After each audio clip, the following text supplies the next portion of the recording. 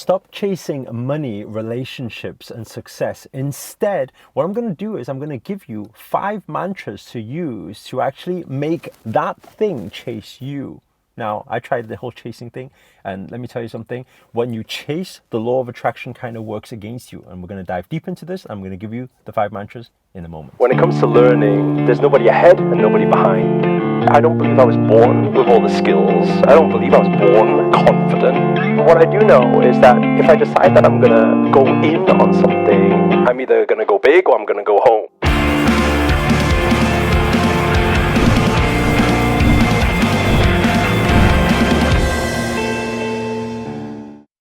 So guys, today I'm super excited to share with you guys these 5 mantras. I actually just sat there before and I was thinking, what are all the things that I do, and why is it that it seems like law of attraction seems so effortless, especially for the past few years, training under different masters and using different strategies. And I was thinking, how do I actually pass this information on to you guys? Especially when some of the mantras or chants that I use is actually said in like Sanskrit. So I thought in the easiest way, so that the energy is still perceived the same by the universal energies, I thought to actually write this down for you guys. So we're going to dive deep into these 5 mantras. And it's going to change everything for you. And the reason behind why it's going to change everything for you is because if you think about it, whenever we chase for something, I don't know if you've tried, chasing everything is the same. So chasing money is the same, success is the same, relationship is the same. Let's use the example of relationship. When you chase relationship, the more you're in need of the relationship and you're like, no, please don't leave me, the more they leave you, right? In exactly the same way, have you ever been in a situation before when it comes to money, it kind of works the same? It's kind of the more desperate and dire need you're in need of money, it just doesn't come your way. But when you relax, sometimes you're not even looking, you're not even thinking about it, and suddenly like you meet the girl of your dreams, or you meet the guy of your dreams, or suddenly some money comes in your bank account from some, I don't know, something you paid for, a refund from many years ago that you can't even think about or something. You know, things just come in, or some like tax thing or whatever. It's a weird thing. But the moment you start chasing for money, you working really hard. And then what happens is the next moment, suddenly you get another bill in, another invoice in, and you're like, where did this come from? How did I get this fine, right? And that's because of your energy frequency and your vibrations during desperation. Now, what do I mean by that? If you think about it, when you're in desperate need of something, it's extremely hard to use the law of attraction, because you're in desperate need, you're in scarcity mindset, not in abundance mindset. And so you need to think about it. When you're in need of something, right, you're in that mode, not of, oh, there's a lot of this everywhere, there's abundance of it. You're in thinking, where is this? So that's scarcity. And think about another way. Are you, at those moments, are you fully trusting the universe, or are you actually in fear and doubt? And the reality is, most of the time, you're in fear and doubt. And so that's why by using certain chants or mantras or affirmations, it can change everything around. Because if you chant it enough, if you say it enough to yourself, and you get into the pattern of doing so, it will change your vibrational frequency.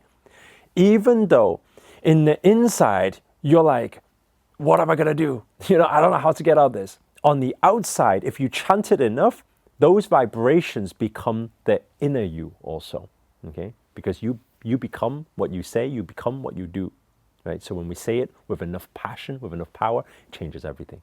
So anyway, let's dive deep into the first mantra, okay? First mantra I wrote down is, who am I not to trust? Write that down in your notebook, write that down on your wall. Who am I not to trust? So at moments of dire need, or moments when you are chasing something, all you need to keep saying is, who am I not to trust? Because right now you're saying, if you're in dire need, you're not trusting the universe.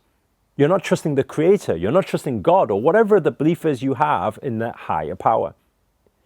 Now, you need to then ask yourself the question by chanting this, who am I not to trust? Because if you ask yourself, who am I not to trust, you realize that you can not do anything but trust. Think about it. The creator, whatever you want to call it, created you.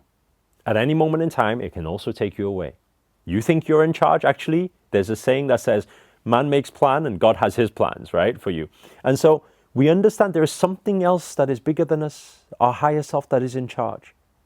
So who are you as a small individual not to trust? So you can keep chanting, who am I not to trust? Because that will get you into trust, because you will start understanding, oh, I cannot do anything but trust. The second mantra for you, I am what I want and I attract what I am.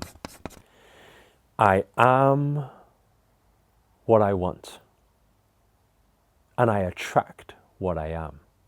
Right? Think about that as a line.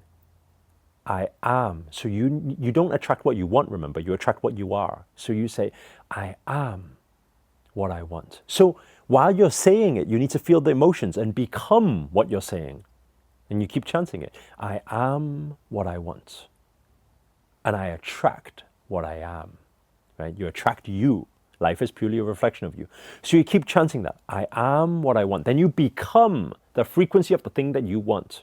Right? You become love. You become money. Then you attract what you are. Okay? So that's the second mantra. Moving on to the third mantra for you. Everything that I can think is already in existence. Everything that I think is already in existence. Right? This goes back to the simple science. I always like to use science to understand the law of attraction and all these different woo-woo topics, right? Because it's not so woo-woo. Everything is tangible if you think of it this way, right? Everything that I think is already in existence. How do we know that everything that you think is already there? It's already done. You know it's already done. Is because energy is everything. Everything is energy. What does that mean? Thought is what? Emotion is what? Is energy. Then the next scientific line goes, energy cannot be created nor destroyed. It can only be transferred. Meaning that if thought is energy, it cannot be created. You could not have come up with the idea of thought, of something happening. Meaning that if you can think it, it is already the thinking and channeling from the collective consciousness then pushed out through this vessel. So whatever you can think is already in existence. You just need to get into alignment with that dimensional frequency, then you will see your reality become that of what you are thinking.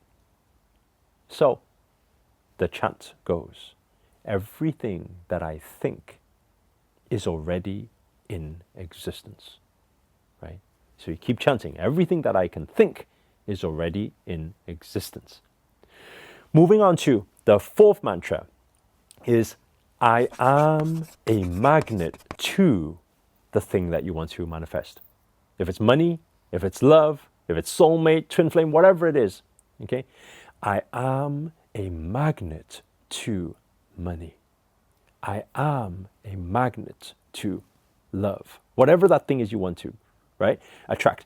You need to think, visualize, become the magnet. I am. Affirmations are so strong. I am a magnet to the thing you want to manifest. Okay. Moving on to the final thing, number 5, right?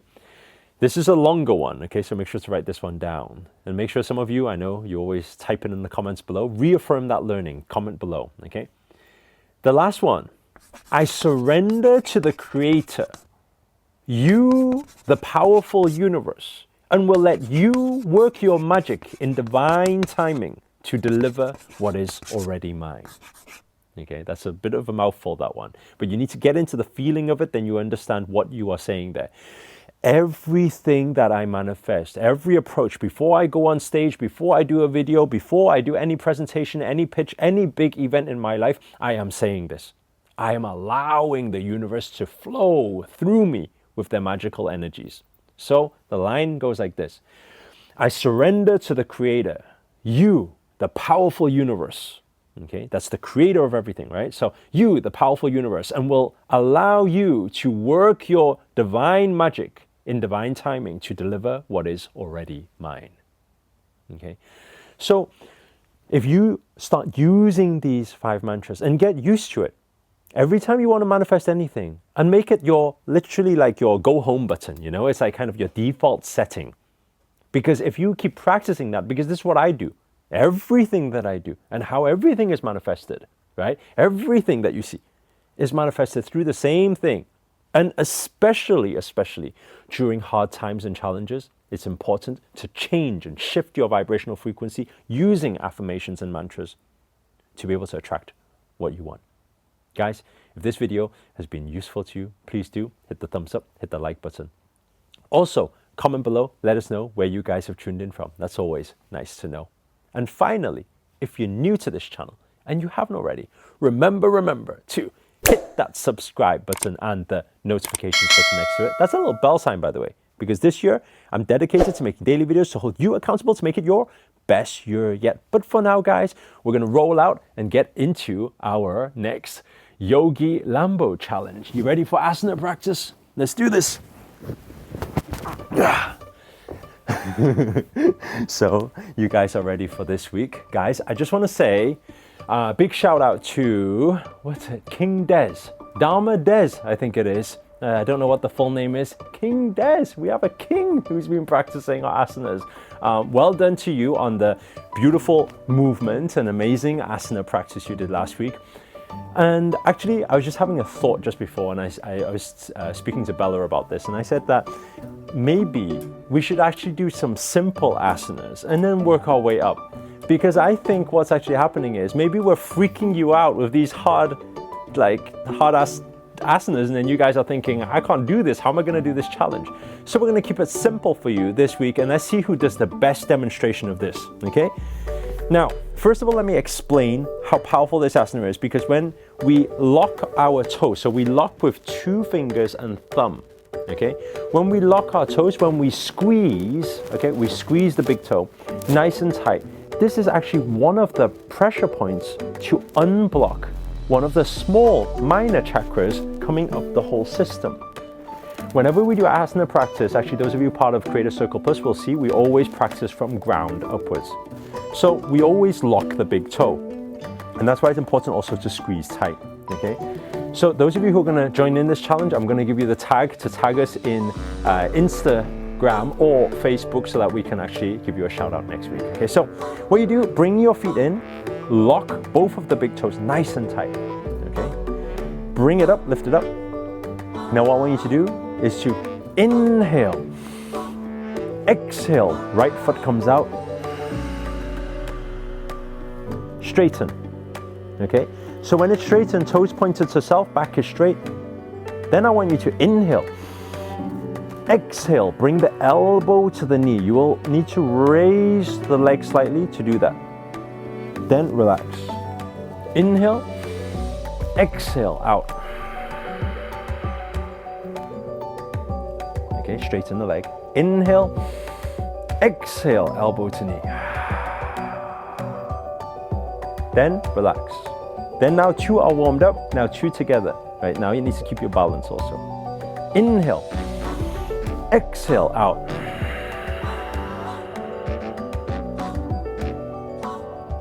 Inhale, exhale, elbows to knee. And relax. Simple practice. All should be at least able to try and do. And I always say this, not doing it, not being able to do it right now is not a problem. But not trying to do it is a big problem. With everything in life, it's the same, right? We gotta try, we need to push forward. So those of you who are going to make the posts on Facebook who are going to tag me, on Instagram who are going to tag me, what I want you to do is either to create a video or photo of you doing this asana, okay? Whether it's right or not quite perfect yet, just do it anyway, post it, right? Everything is about progression, okay? So what I'm going to do next week, I'm going to pick out another one to feature on this channel. So the tag you use is the hashtag Yogi Lambo Challenge. Okay, make sure to put that tag in, and then Bella will have a look out for you guys and see who we're going to shout out for next week. Other than that, check out the other videos, and I'll see you guys next week. Every Thursday, remember, is Yogi with a Lamborghini. Otherwise, love and blessings to all. Namaste.